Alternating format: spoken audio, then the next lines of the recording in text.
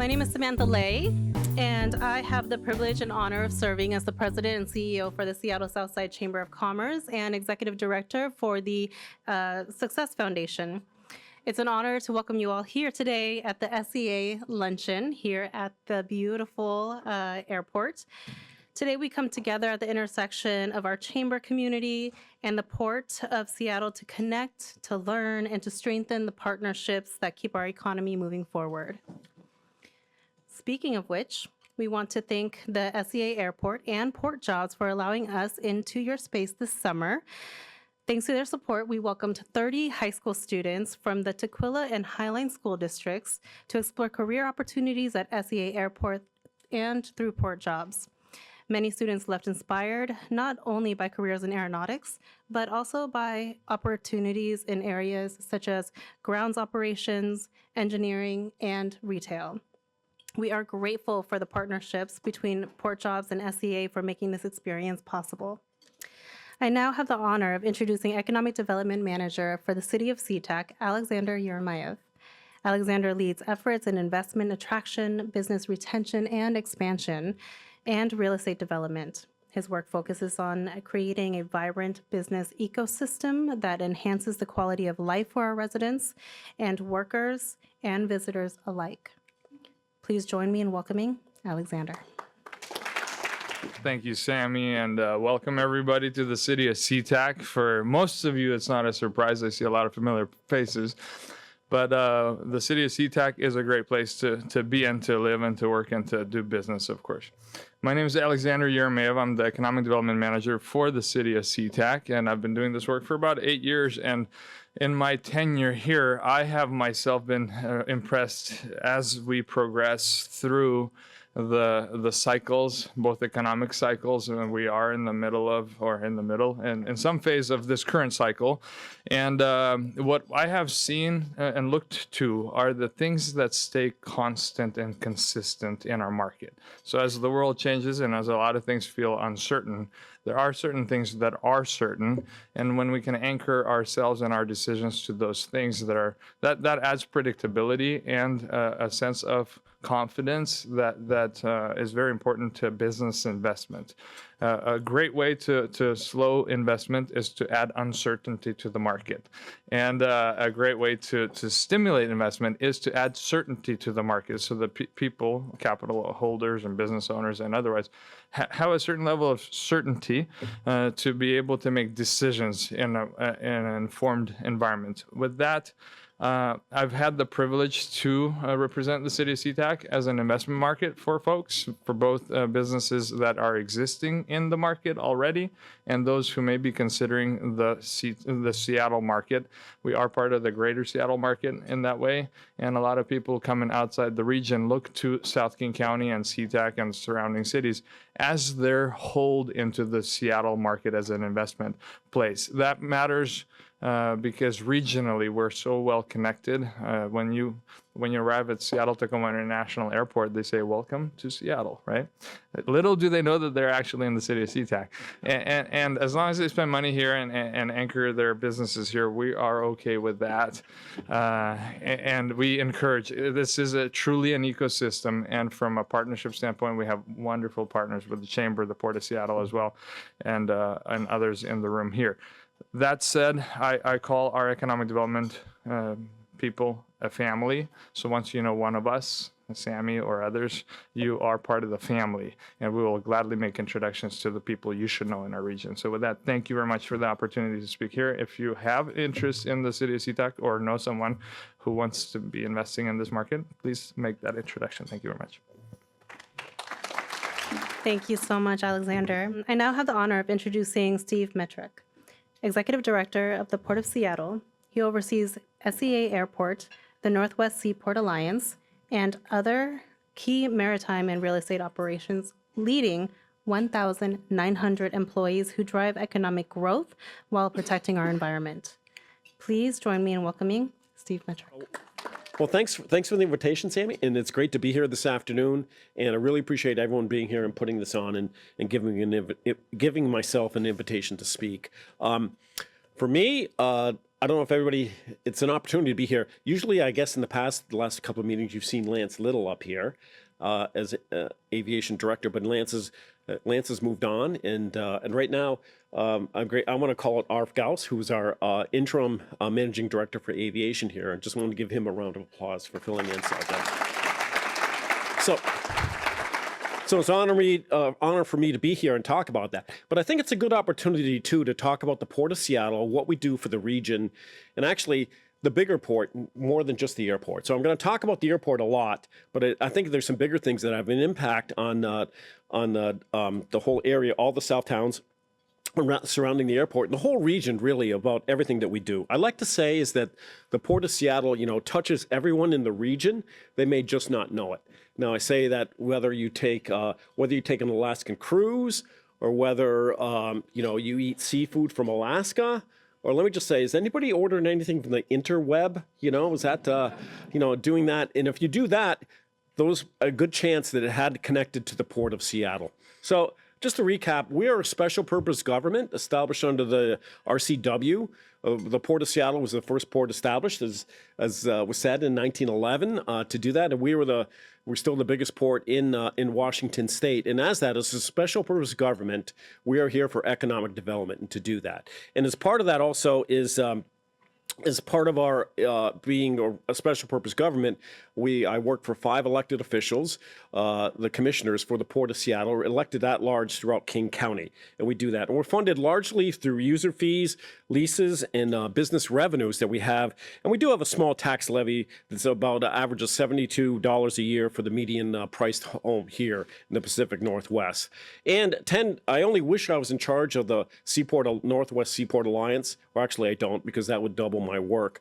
But the Northwest Seaport Alliance is the joint venture that we form with the Port of Tacoma, so we will not compete against each other, but we collaborate on investments and then split revenues between the ports of Tacoma and Seattle, the 2 biggest ports in Washington State. And it's worked out to be a great relationship with us, so we can make the whole region more competitive and create more jobs for the entire state.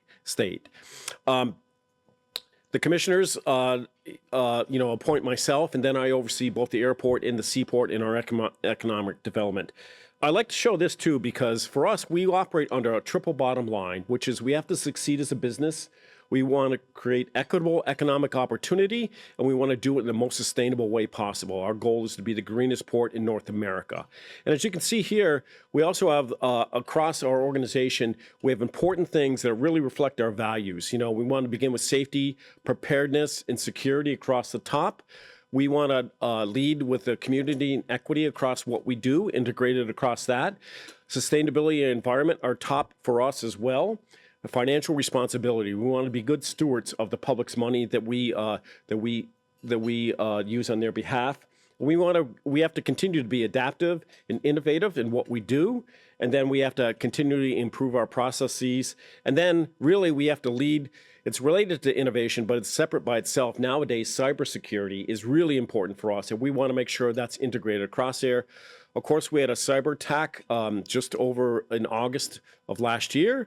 If anybody traveled during that time, that we knew that some impacts here, but we overcame that, and we are still just finishing that up. But that thing that I'm proud of is that cyber attack.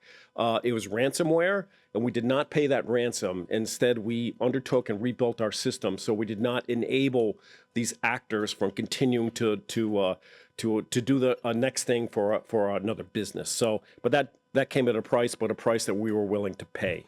I want to talk about our 4 main lines of business here, and it's really each one of these has a different operational aspect of them in our major players within that. Right here, you can see, I'll talk a little bit more about the airport and operations there. The maritime cargo, I'll talk a little bit about that. Cruise and fishing, I'll talk about the growth of that and what that means to the region.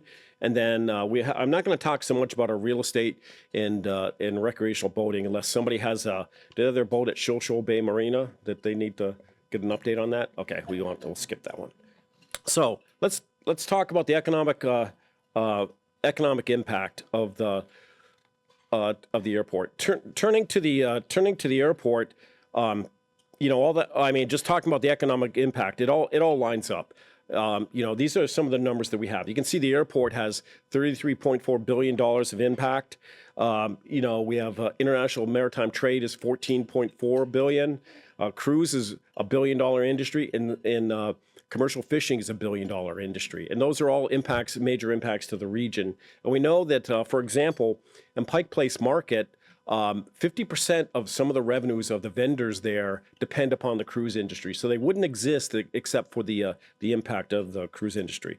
I want to say on a side note too, this is our whole economic impact. You can see it there, that it's available to see.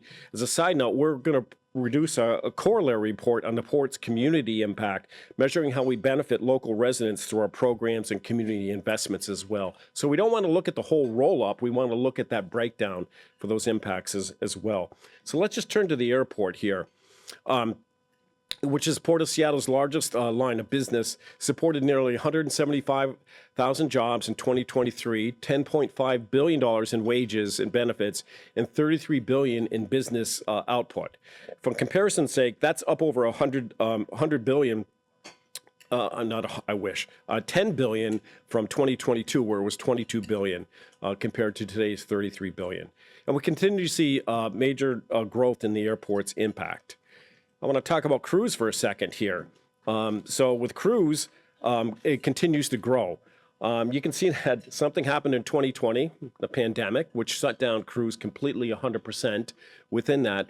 And we didn't know going into the future what cruise was going to be rebounding back, like were people still going to do it. But it came back, you see, it's actually grown farther than what we had. And that economic impact has grown as well. It used to be, last time we studied the economic impact, it was 950 million, and now it's 1.2 billion within that. And we still see that strong demand for that number one cruise, which is from Seattle to Alaska. Have people seen that? Have anybody here taken that Alaska cruise?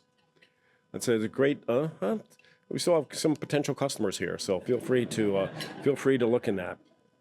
So, but it's not just the story about the cruise itself. It's about that whole connectivity. We know that's very popular throughout the United States and also Europe as well, and other parts of the world coming here to take that cruise, and it creates benefits for here. We know a lot of those people that fly in, they stay here before they take their cruise, and they stay here in the South before they fly out as well. So those things drive a lot of the economic impact here from that, and they stay visiting the businesses here in the South Sound as well. And that spreads about across the entire region. We know that we're doing sourcing as well, and we're continuing to try to strengthen those sources to do that. One thing I want to call out here is that two of these lines, including Virgin and MSC, probably aren't as well known cruise-wise, but they're two European brands, and they expect they are starting in 2026, and with them they'll bring. Well, we expect them, I'll talk about this more in a second, but we were expecting to bring more people from Europe here because they have a big brand name there. And we know that these actual Europeans spend more as they come in on their trips to do that compared to some other travelers. So anyway, so that's those traveling from Europe do that. But we're projecting this to continue to grow here in that demand. I kind of alluded to this a little bit, but we're also navigating some uncertainty within our operations. And I'm sure all the business leaders here can feel the same thing, that we're looking at different policies from the federal level that we're looking at. We're looking at some removal of investment in climate and in sustainability in the environment efforts, and that could impact some of our efforts as well. And there's a lot of uncertainty here on consumer confidence. Inflation is mixed into this as well. And then international travel is mixed into this too. So, a lot of us, we depend on tourism. Tourism is a big item that we support both through our gateways and through our, getting people to visit throughout the whole entire region in the state to do that. But as we were traveling in Europe, even this year, I don't know if anybody else has traveled to Europe this summer. We are on an official trip there talking to like the Germans, and there seems to be some declining interest in coming to the U.S., concerned about coming and traveling with some of the actions taken. We're a little bit concerned about that for tourism as we go forward, but we still know that we try to market ourselves in Pacific Northwest here of being a place that people should want to come and visit, and we want to be a welcoming port in order to welcome them as well. And that's continuing to be our message. On the tariffs, The uncertainty of that, I'm going to talk about this in a second here, the impact on trade within that. I think as any small business owners here know, if you were ordering some things from overseas and the tariffs were there, and then all of a sudden it could double the price of your product or add 30% to it, those are really concerning. So how can you place an order not knowing with certainty what your costs are going to be related to that? And we've seen some of that impact, and I've heard directly from that from some people being reluctant to place that next order. And we have seen some things like people stockpiling that until the tariffs become more clear about that with some certainty about that. So we're not sure how that's going to impact the long-term things that we have there. This just shows a chart here, which is the current year. Where you can see is where we are on crane lifts. That's an indication of the cargo that travels through the ports in Tacoma and Seattle, and you can see it's down year over year compared to what it was in the past. And these periods of uncertainty, there is different things. There's different orders for the holidays, and then there's some pre-tariff ordering and those things. But you can see here it was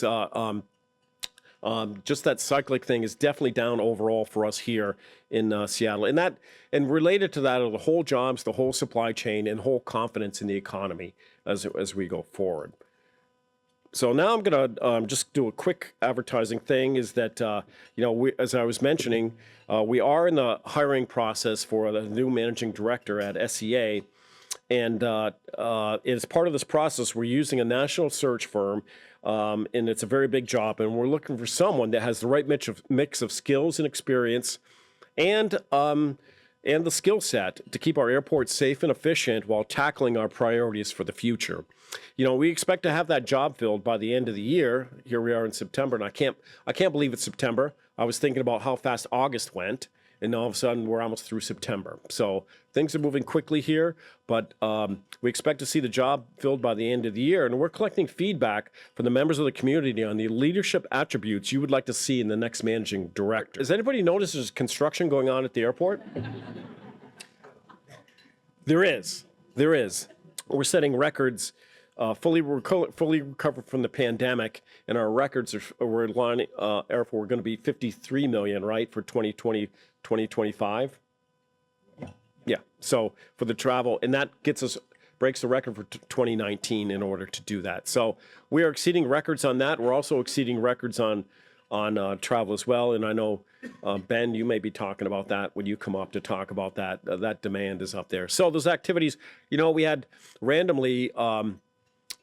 We set records for total number of passengers traveling through our TSA checkpoints, and July was the busiest month ever in the history of SEA to have that. And we had one day that it was over 70,000, I think, through the checkpoints in August 23rd. You know what's special about August 23rd, Sunday? Nothing. It was just a day that lined up where a lot of people were traveling for various reasons during the summer, and it set the record for that. And we'll continue to set those as we move forward. And that's one of the things that, that we'll continue to see as we're going forward. I had some slides that were showing our international connections as well. And, the international connections have really grown. You've experienced, has anybody traveled through the International Arrivals Facility that's been in place now? It's really quite the state-of-the-art facility to come in and to process you. And of course, you've also experienced coming in, it's bags first before you go through customs. And some people taking a little bit of adjust to that, but that's CBP's issue to do that, but it's a fantastic facility. I see an extraordinary growth in our international services, and this year we'll have an operation by 26, we'll have 60 international routes and 36 international destinations on 30 different airlines. And that is where we are equidistant between Europe and Asia. It creates a fantastic setting where we can service both the business economy and bring travelers from all over the world to here. So it's incredibly important to drive the region, but also to drive the economy as well within that. So, and also we'll collect here domestically to 110 different cities here in almost all the states. So unfortunately, if you want to visit South Dakota, North Dakota, Arkansas, Mississippi, Kentucky, Vermont, New Hampshire or Maine, you can't fly direct. You got to go someplace else and then go there. But every place, every other state, there's a direct connection to do that. All right, so now we're going to move to the upgrades that we're doing here. I'm going to specifically talk about that construction and those things that we're doing, and it's going to get a lot. It's going to get a lot better real soon as those travel. So this map shows the number of projects that we have going on concurrently at SEA, and I'm going to focus on 4 slides of these going ahead here. First is upgrade SEA, and our progress for is on these 4 specific projects here. So I'll go first to checkpoint number 1. Okay, so has anybody traveled through checkpoint number 1 yet? Okay, great, awesome. As a matter of fact, maybe we'll all walk out here. You should look at it when you come here. You can take a look down at it over here. But you know, the confusing thing, and I've seen people say that, saying, okay, checkpoint 1, we moved people's cheese, right? They were used to traveling through the old checkpoint 1, and they go there and say, oh, no, you have to go downstairs where baggage claim is, and they look at you like you're crazy. So, but you have to they have to trust us, and we have to change that behavior to know that this excellent checkpoint with the queuing that we have, and they'd be able to process through TSA is now down there in the baggage level. And the reason we did that is we just didn't have enough space to do it otherwise. And so this is the thing with our footprint here at SEA, that we have to be innovative in what we're doing. Build up, put something down in baggage claim where people aren't used to going, but it works out better, and it's a fantastic checkpoint that really is critical for us, being efficient and effective in what we're doing. Sea concourse expansion. Going back to what do we have to do?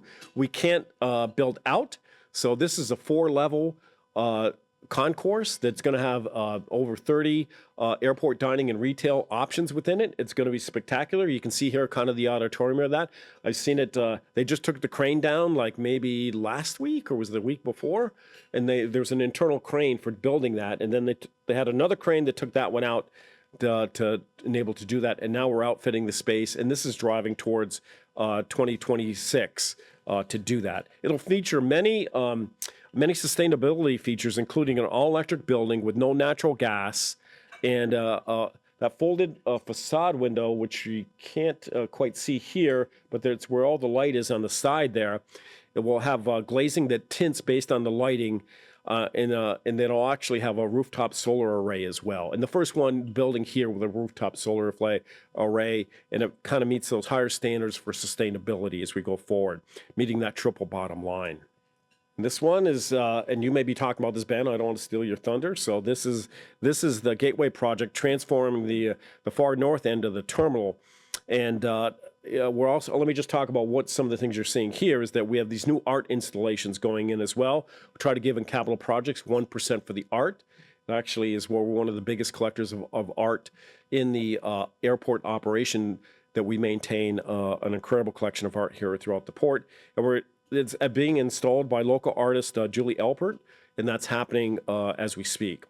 And also you can see we have other art coming here, including the a maple plywood and painted in colorful patterns, a pop-up wall art recently installed at Bag Carousel 13 near Skybridge 4. I have to say this, it's written here, I haven't seen it yet, so I'm sure it's spectacular.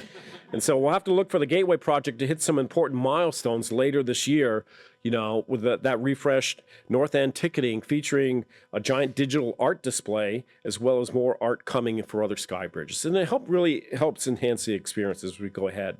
Work is also continuing on the ADA doors, on the departures drive, and also the carousel ceiling work is even more art is on its way. So that project is really progressing, and again, on track for the 2026 opening. And the roadway improvement project, next, is really something people notice every day, right? And it aims to alleviate the crowding and congestion on airport drives. It was designed in 1968 to support about 25 million passengers. So that's what we have today, is the result of being at 53 million when it was built to support 25 million. And this really causes problems during peak arrival times in the the departure times, so to do that, and arrivals as well. And the widening of the drives and the construction of the bus canopy will begin this winter and will continue into the spring, and then we'll have final paving and landscaping will be after the FIFA World Cup in 2026. The next one is also South Concourse. So we built the IAF with the pedestrian bridge that gives you some fantastic view coming in. But what we have too is that we have a facility that was designed in the 70s. And guess what? It looks like it was designed in the 70s, and it feels like it was designed in the 70s. So what we're doing, the whole thing of the South Concourse Evolution Project is really modernize the S-gates for safety and traveler needs and experience. The main focus will be on the structural and seismic systems and upgrade the major building systems. Geez, all the things that you hate to spend on your house, but we have to spend here in order to have those things taken care of. But that's where we need to do it. Construction is expected to begin later in 2026 with major construction of the South Concourse forecasted for 2027. I don't know if everybody knows this too, but the world is coming in 2026. So I'd like to provide a little FIFA World Cup update as well. As everyone knows, we're looking to host 6 World Cup games later this summer, and we are, of course, focused on transportation in and around the airport. That's something we have a team that's looking at this and talking with Sound Transit.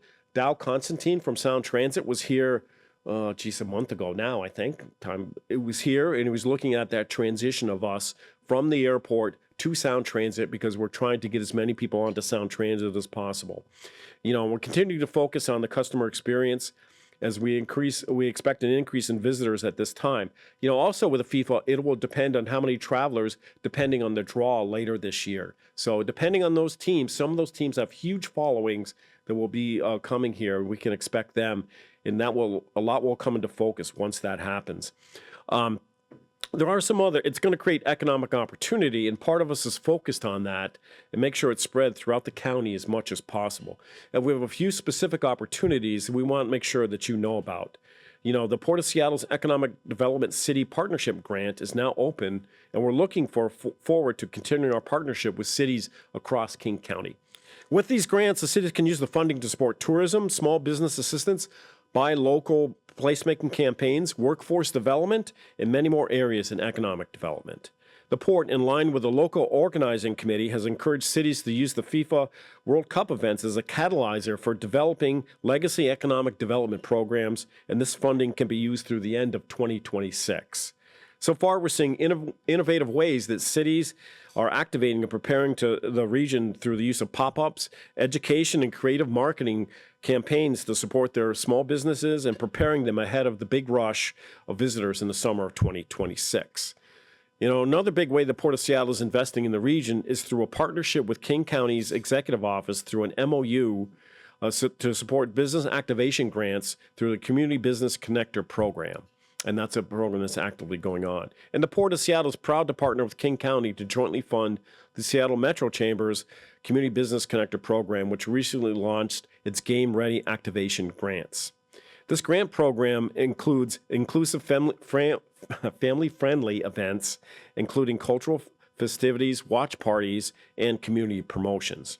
And awards range from $5,000 to $20,000 and are open to business districts, cultural organizations, merchant associations, and small businesses in King County. Apply now through November 10th or until the funds are exhausted. So we look forward to partnering with you and with many other cities across the Southside in the King County region for this year and beyond as well, too, not just for FIFA. Next, I'd like to talk just a little bit about sustainability.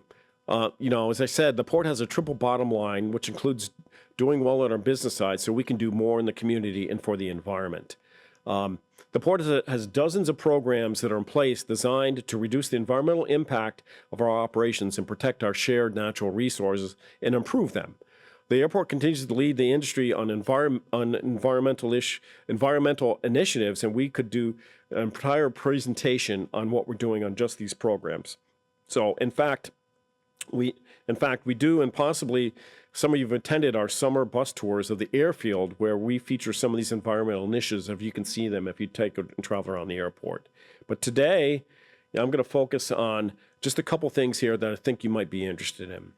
I'd like to focus on where the port can have the biggest impact and where the biggest challenge lies, and that's in alternative fuels. So these are alternative fuels to hydrocarbons, because hydrocarbons produce both emissions and they produce greenhouse gases. And this is how we're working with others. And this is also the thing: the airport itself cannot address a global issue, which is these fuels. Alternative fuels on aircraft had to be common throughout the world, and this is it. This is one of the most challenging things for us. The port is aggressively tackling its own emissions, aiming for net zero emissions, which are called, if you're familiar, they're called Scope 1 and Scope 2 emissions. And we're working to have those better for port-controlled sources by 2040, and to help our industries to be carbon neutral by 2050. We've hit some major incremental milestones as we go. Since 2020, the port has purchased renewable natural gas to replace fossil natural gas for its heating, the airport terminal, and fueling its bus fleet. That cut our emissions in airport by half. 50% we did that when we made those commitments to renewable natural gas. But that does not address the Scope 3 emissions from jet fuel, as I was mentioning. You know, where that sustainable maritime, we know that sustainable aviation fuel, a low-carbon biofuel made from renewable resources, can be significantly reduce those greenhouse gases and ultrafine particulates compared to traditional jet fuels. We've been supporting the development at SAF, along with local leaders at Boeing, Alaska Airlines, and Washington State University for more than a decade. And we have a goal to power every flight fueled at SEA with at least 10% a blend of sustainable aviation fuel by 2028. You know, so this is an ambitious goal. Let me just say this: the issue is that there's simply not enough sustainable aviation fuel, or SAF, being manufactured at major scale to get the volume we need, and SAF is still considerably more expensive than jet fuel. So it's like, how do you bridge that gap? And this is not an aviation issue, by the way. We're also looking to transition our other major use of hydrocarbon fuels, which is the maritime industry. And we're looking to transition both cruise and cargo shipping away from this as well, along with our road transportation emissions from trucks and handling equipment. So the port is a strong advocate of local, state, and federal policies and programs to promote clean alternative fuel financing, production, and use. And I have to say, too, is that we're even working at the international level, because, again, these are international connectivity systems that you have to work on to get that. So even though we're seeing this momentum for this work is slow at the federal level, I'm pleased that our industry leaders are just as committed to the transition as we used to be, as they used to be. Anyway, so they have not changed their view of what they do as the decarbonization of the maritime and aviation industries. This is the future, and I'm proud that many of the businesses are continuing on this as well, and so is the port. I want to talk about the Sustainable Aviation Master Plan. You know, this is my last topic on the airport, and it's about the future. I think almost everybody knows, and probably in the previous discussions before you, that everyone knows that SEA Airport is the most congested airport in the USA. Due to the proximity of the development around the airport, we added our third runway over 15 years ago in 2008, and we can't really expand our current footprint. This creates challenges for the airport and the airlines as demand and usage has continued to grow. So let me just show you something. I found that most people find this super interesting. Here's a visual showing how constrained we are compared to other airports. SEA Terminal is the blue terminal, and Atlanta, of course, the busiest airport in the U.S., is in red. So that's a comparison to that. Now, you can say is that 52 million passengers traveled through SEA in 2024. You say, well, of course, Atlanta is much bigger. It's double that. But you can see is even if you doubled the size of SEA for that 100 million, it would not get you to the footprint that Atlanta has. You know, I like to say that people realize this. I hear people sometimes they have opinions about how far it is to go for certain parts in SEA. But when I travel, if I go to Dulles or I go to other airports, Minneapolis, let me just say, ones that I've traveled in recently, those walks are much farther and much, here. You can get from point A to point here really quickly. And if you have a close connection, you're gonna be. Has anybody been in Denver and got off one flight at one thing and looked over at the other side and knowing it's going to take you 20 minutes there, even on all the people movers and everything to get there. So anyway, but that's the advantage to us in our size, and we're trying to make that and accommodate that. So here's the growth. We're designed to accommodate 38 million passengers per year, and we set a record for 52 million in 2024. We expect to break that in 2025. And as the region continues to grow, the Sustainable Aviation Master Plan, our master plan, is a blueprint for airport development, guiding the strategic design and development of new facilities to accommodate that future demand that's coming, and increase the customer experience, make the customer experience better as we go forward. It's the master plan, the SAMP, recommends more than 30 near-term projects that will improve efficiency, safety, and access to the airport, and to support facilities for airlines in the airport. So this is a graphic that's really important to know. It highlights a new terminal there where it says second terminal. This would be a new terminal for us, a north terminal, that would provide 19 new gates with automated people mover and 3 stations to connect the rental car facility, the new terminal, and the main terminal. These new projects, these 30 projects, are to accommodate 56 million passengers and meet the forecasted demand to 2032 with a high level of service as well. And the environmental considerations are a part of every decision, from where and what we build to how we operate the facilities.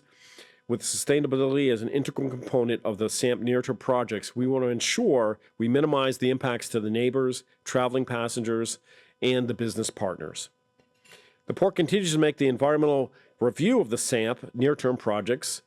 We're continuing on that process right now. It's under environmental review. And once the NEPA, the environmental review is final, the State Environmental Policy Act, the SEPA, environmental review take place and will follow. And the commission, then after we complete the 2 environmental reviews, the NEPA and the SEPA, then we'll look at the projects and which projects will move forward based on this analysis of the environmental assessment. And we work on the individual projects. So that's what's coming before us, and that's how we think we're going to build towards the future. So let me talk about the last thing we're going to mention is that the port for the future, and this is what I want to just describe, is we want to continue to build, making all of our investments towards the port for the future. And we believe these are the elements of a strong port for the future, serving the people of King County and the region and the state, really. We want to be efficient and effective what we do. We want to move people and things and cargo and everything efficiently and effectively. We want to be a catalyst for growth. We want to continue to create that equitable opportunity in the entire region to do that. We want to be that hub for the zero emission economy, where we are the basis of that. The fuels will flow through us to those industries, decarbonizing them and making sure we're taking care of the environment. We want to be resilient, and that's resilient to climate change, and resilient to seismic, all threats that we have. And it also includes cyber. We have to continue to make ourselves sure that we're secure and resilient against all cyber attacks as we go forward. And then finally, but not least, is we want to have a shared vision and shared success, which means that we're going to work with all of you so our successes are the successes of the community and of the businesses, and we're going to advance all of that here. So that's our vision for the future, and thank you, and we look forward to working with all of you as we're moving that ahead. So thanks. Thank you, Steve. All right. Well, now we have our next speaker, Ben Brookman, from the Managing Director over at Alaska Airlines. Ben has been a longtime partner and friend of the Chamber, managing, airport affairs and revenue products from Alaska and Hawaiian Airlines and the ancillary revenue strategy. So everyone, please welcome Ben Brookman. My name is Ben Brookman. I am the Managing Director of Airport Affairs and Revenue Products. It's the most convoluted title, I think, ever. And what that really means is I'm responsible for Alaska Airlines relationships with our airport partners, all 141 of them, and development projects, as well as all the things that everyone in this room loves, like bag fees and seat fees. So I was struck frankly, a lot of time what this job entails is telling people how great it's going to be in 5 years.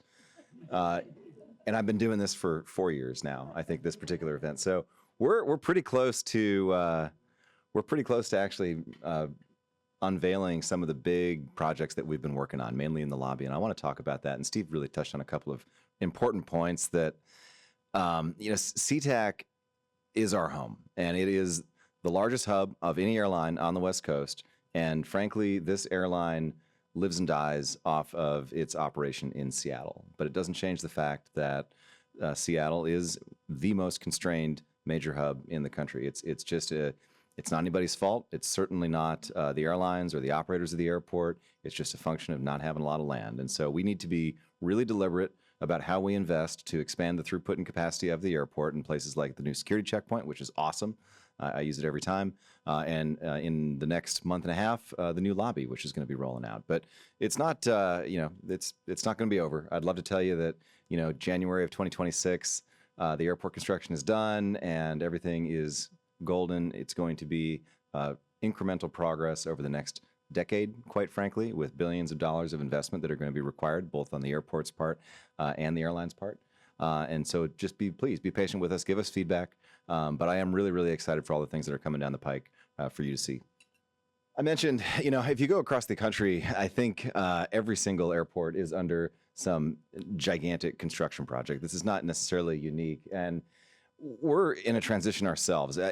This time last year, I don't even think we had announced the merger with Hawaiian Airlines. We were still a regional Pacific Northwest airline, and over the last 12 months, the business has really changed in a couple of ways. One, we've acquired another airline, which is a massive brand and the largest airline to and from Hawaii. We've acquired a wide-body order book, which you've seen, which I'll get into a lot of detail on that, and frankly, the business market and business models of airlines are changing. What you're seeing is a lot of carriers in the low-cost space, frankly, struggling. And you're seeing a handful of carriers, it's really us, Delta and United, that continue to be successful.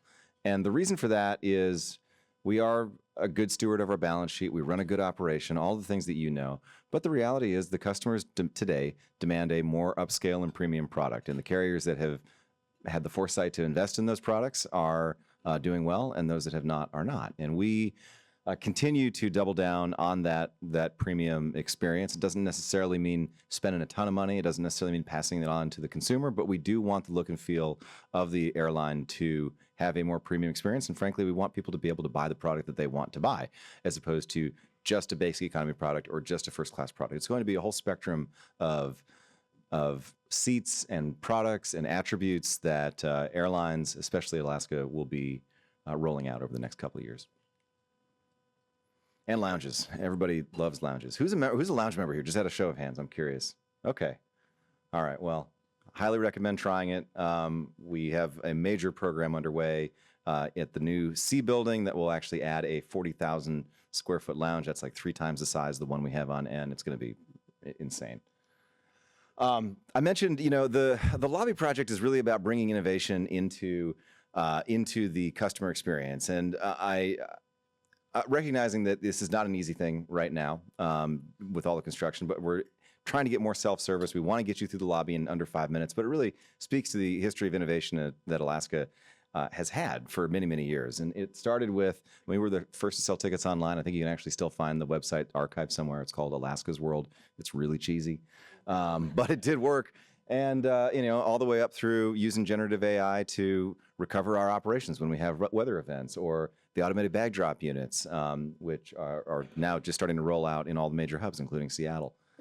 So it's really with that in mind that we are building towards the launch of the new lobby in January of 2026. So you'll see some incremental progress. In mid-November, just before Thanksgiving, we will launch the new security checkpoint. The new security checkpoint will be launched, and then early January, possibly before the holidays, if we can really kick the tires on it, the new lobby will open up. And this is the thing that's going to allow Alaska Airlines to continue to grow and double down in Seattle. I mentioned we're at 350 flights a day. It's only going to continue to grow.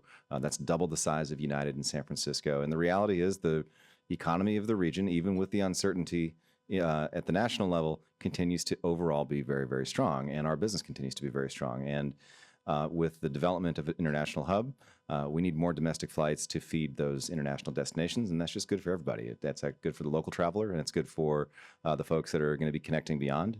And frankly, it allows us to, they really love what I'm saying. It allows us to add new international dots over the next couple of years, because we've got a lot of 787s coming, and we need this capacity for it. I will say, too, there is probably no closer relationship with Alaska Airlines, maybe with Boeing, but it's with Alaska and the Port of Seattle. We work extremely well together with Steve and Arif and their teams, and this is a really good example of that. So this is a $550 million investment. Alaska's actually doing the work. It's the first time we've actually entered into an agreement like that. So basically, it's a port project in that it's a tenant reimbursement agreement, but it's a really innovative way to do it. And frankly, because this is entirely Alaska Airlines space, we had the ability to frankly move pretty quick on this stuff. And with the port support, we're able to actually move and get this project done. So it's a really cool thing. And it speaks to the partnership and relationship that we have developed over 90 years, 93 years. Big work going on right now with the Hawaiian Airlines integration. We're in the kind of the final stages of operating the two airlines independently. Hawaiian Airlines as a brand is never going to go away. It's too valuable. People love it. The vision for Hawaiian Airlines is that all flights, all air group flights that are to, from, and within the state of Hawaii will be operated with the Hawaiian Airlines brand. Now, that said, the back office stuff, the technology, the operating certificate, the passenger service system, the labor agreements, all of those things are going to be consolidated. So it's a bit unique, but we're working through that process right now. We'll technically be a single operating certificate, so essentially operating as one airline with two brands next month. And then that really paves the way to the big milestone in April of 2026 with the passenger service system migration. We're doing a ton of work on that. It's a big risk, but we did it before with Virgin America, and there's a lot of effort that are going into making sure that that's going to go off that hitch. I mentioned that some of the changes that we have made to our business. You know, there's really three large international U.S.-based airlines: American, Delta, United, and they have their international gateways in various points, including Delta here. And what we're seeing right now is Alaska stand up and become the fourth true transatlantic and transpacific carrier that has not existed before, and it's extremely exciting. We chose Seattle as our gateway. It is the thing that absolutely makes the most sense, and I'll get into that why. We did have some really cool announcements. Tokyo started earlier this year. Seoul just a couple of days ago. Anybody flown those yet? I know some people have taken advantage of the buy one get one on Seoul, because we sold a ton of tickets in the last couple of days. Yeah, did anybody? Yeah, all right, thank you. Yeah, that was a little hot. We sold a lot of tickets. And then this coming spring, we have 3 new routes launching: Reykjavik, London, and Rome. And so those will all go into launch in May. And that's really enabled by the 787 that we have on the order book. That's what they're going to look like. Don't worry, we're not removing Chester from any of the tails on the narrow bodies. It's just for the international flights. That's what it's going to look like. It's going to look really amazing when you actually blow it up in person. Ben, I think, actually had a full-scale model built up in his garage. Not me, Ben, the CEO. Yeah, so we've got a ton of 787s coming. So they're brand new aircraft. I just flew on them on Wednesday. They're fantastic. If you want a lie flat seat, you can have it with a door. If you want a really nice economy seat or a premium economy seat, they're just a fantastic airplane. They'll allow us to go all around the world. I mentioned Seattle. So it's no secret. We have been competing in a massive dogfight with Delta Airlines since they started the incursion in April of 2013. And we have been winning. Let's be frank. They're less than half the size of us. They continue to lose money in Seattle. I could say all of those things, but the reality is, no one from Delta is here, right? The reality is that the one missing component of what we couldn't offer the customers in Seattle, we have a bigger domestic network. We have, frankly, lower costs, lower fares on average, but we didn't have the international side. And so this is the final piece of the puzzle that allows us to truly be a global competitive carrier for the Puget Sound region and Seattle. As well as Seattle is just a really good hub. If you look at it from the Trans-Pacific perspective, there is no faster or easier way to get to Asia than Seattle in the lower 48. And if you're on the West Coast, you're pretty much flying over Seattle if you're going to Europe to begin with. So we actually feel really, really good about our ability. And again, I mentioned the size, 2.5x the size of Delta in Seattle, significantly larger than United in San Francisco. So we've got the foundation, we got the bones of the house. I realize I'm a little over time. I'm just so excited about this stuff. We are taking a lot of wide-body airplanes over the next handful of years. This is not the end. This is going to continue to be the most strategic, important investment that we are making. The port has been fantastic at finding spots for these things. We know how constrained the airport is. We're working and partnering with them to figure out ways that we can get creative with wide-body parking, but the reality is we're going to have 12 destinations, 12 transatlantic or trans-Pacific destinations at least by the end of the decade. And so you'll see those roll out a handful a year. And it'll be a mix of, kind of the big leisure markets that you're seeing like London and Rome, like Rome, and then the business side like Seoul and London. We want to essentially be all things to all people if you're living here in Seattle. Before you leave today, we do invite you to scan the QR code on the screen to join us at our next event, the Grand Garden Gala.